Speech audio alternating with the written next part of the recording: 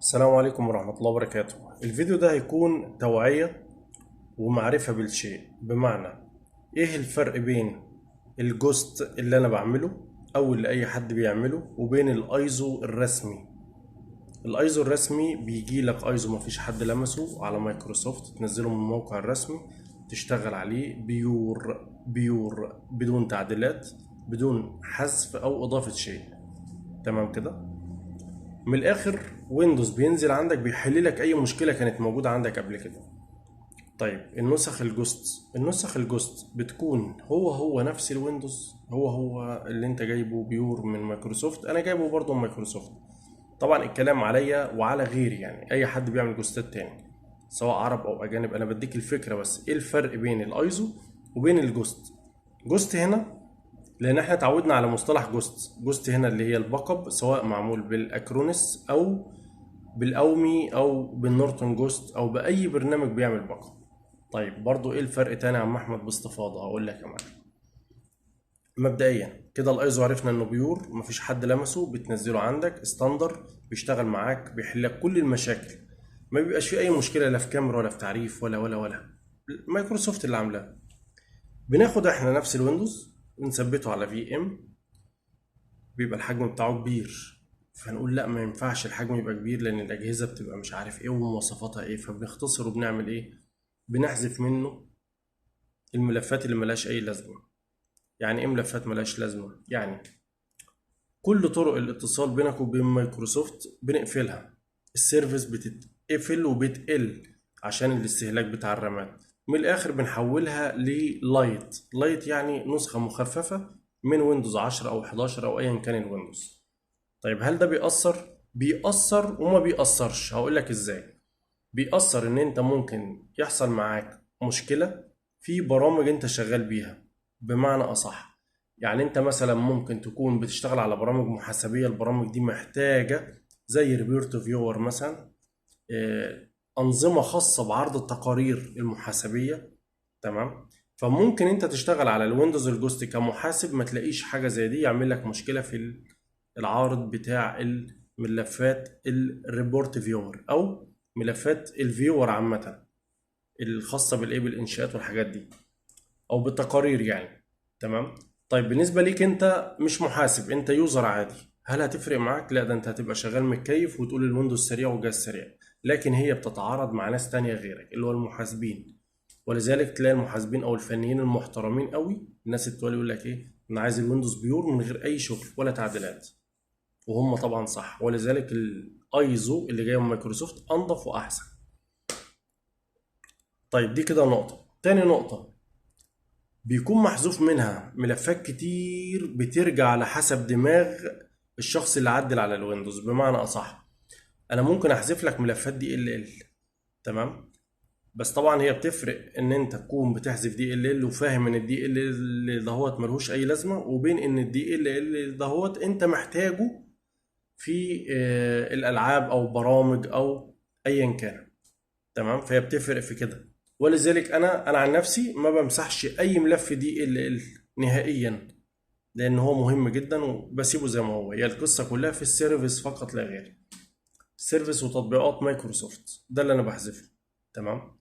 طيب الدي ال خلاص قلنا بنسيبه. طيب الريبورت فيور وتقارير والكلام ده بثبت لك مجموعه الريبورت فيور بتاعتنا احنا بتاع برامجنا المحاسبيه.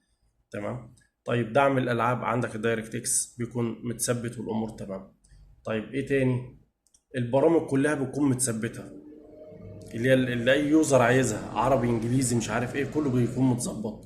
عكس الويندوز الايزو اللي هو اللي جاي من مايكروسوفت، بينزل لك بيور فاضي خالص وانت عايش يا باشا ثبت من اول وجديد. انا بنزلها زي ما هي ايزو وبثبت انا، بحط برامج وبحط كل شيء والتعديلات اللي انا عايزها وكل شيء، وفي الاخر خالص بديها لك تفردها في 5 دقايق عندك، يفتح تلاقي كل البرامج وكل الحاجات اللي انا مظبطها لك من قبل كده. هو ده الاختلاف بين الايزو وبين الجوست او الباك اب اللي معمول سواء باكرونس او اومي او نورتون جوست او ايا كان برنامج الباك اب. تمام. طيب ايه المخاطر؟ نفس المخاطر اللي هنا نفس المخاطر اللي هنا، وانت بتثبت الايزو ممكن تحذف البارتيشنات بتاع الداتا بتاعتك، نفس القصه برضو. وانت بتثبت الجوست لو انت ما عندكش خلفيه هتحذف برضو البارتيشنات. فدي زي دي. لكن الطريقه بتاع الايزو احنا اتعودنا عليها، يعني الكبير والصغير عارفها، ومع ذلك برضو بيفرمطوا الهاردات غلط وبتاع. الطرق التانية بتاعت تثبيت الجوستات والكلام ده دي متخصصة، أو اللي بيستخدموها بالأكتر الجماعة اللي هم فنيين الصيانة، هم أكتر ناس حافظين الطريقة وعارفين بيعملوا إيه. تمام. ولذلك ساعة ما تيجي تعمل حاجة زي دي أو تثبت ويندوز أو أيا كان بالجوست أو الأكرونس أو أيا كان زي كده، لازم تركز وتفهم أنت بتعمل إيه. لأن أكبر مشكلة لما تيجي تثبت ويندوز وتروح عامل تكتب على بارتيشن غلط. يعني إيه تكتب على بارتيشن غلط؟ يعني بارتيشن السي اللي المفروض ينزل عليه الويندوز أنت سبته وثبت ويندوز على الدي بسبب إن أنت قليل المعرفة في الموضوع ده. المشكلة هنا ان انت هتحتاج ترجع الداتا، وغير كده لما تيجي ترجع الداتا انت كتبت اصلا على الملفات، يعني حذفنا الملفات اللي كانت موجودة وكتبنا عليها بملفات الويندوز الجديدة، ودي بتصعب عليك الاسترجاع.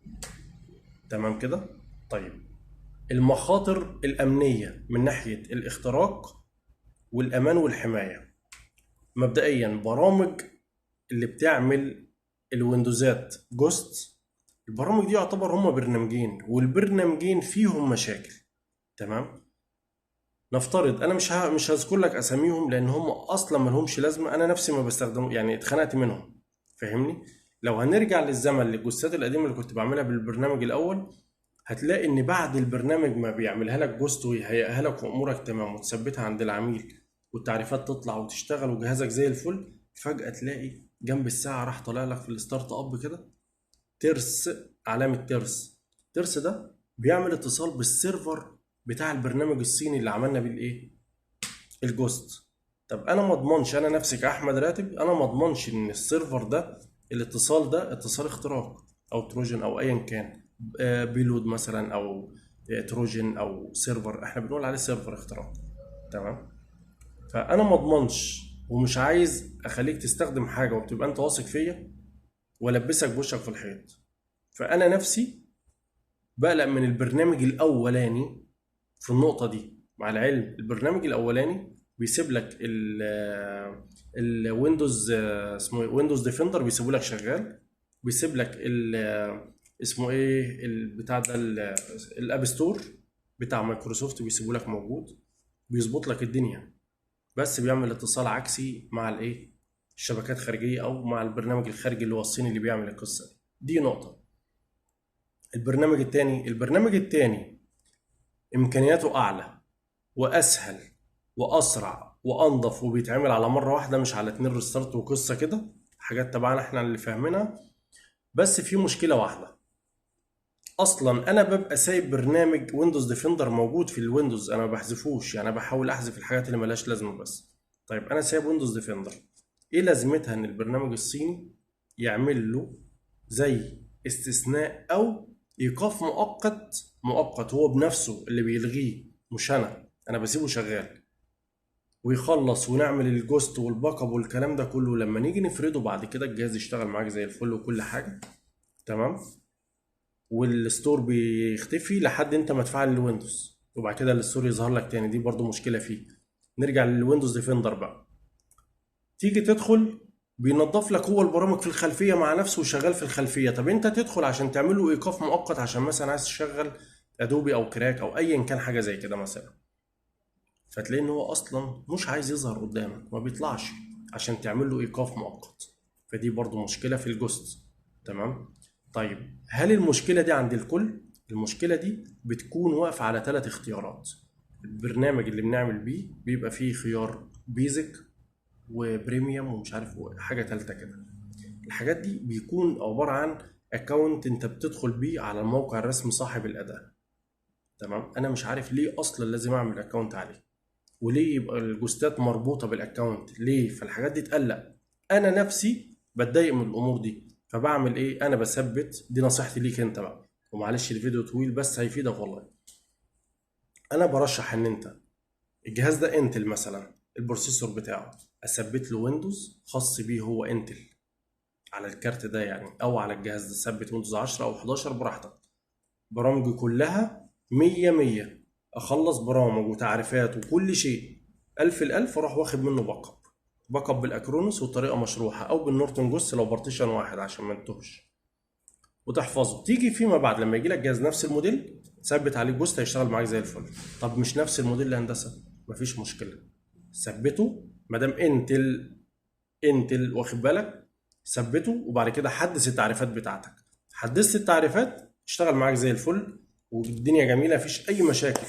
القصه كلها هيبقى 5 دقايق في الفرد والباقي في الايه، تحديث التعريفات. انا نفسي بعمل كده في شغلي دلوقتي، ما بلجاش للجوست.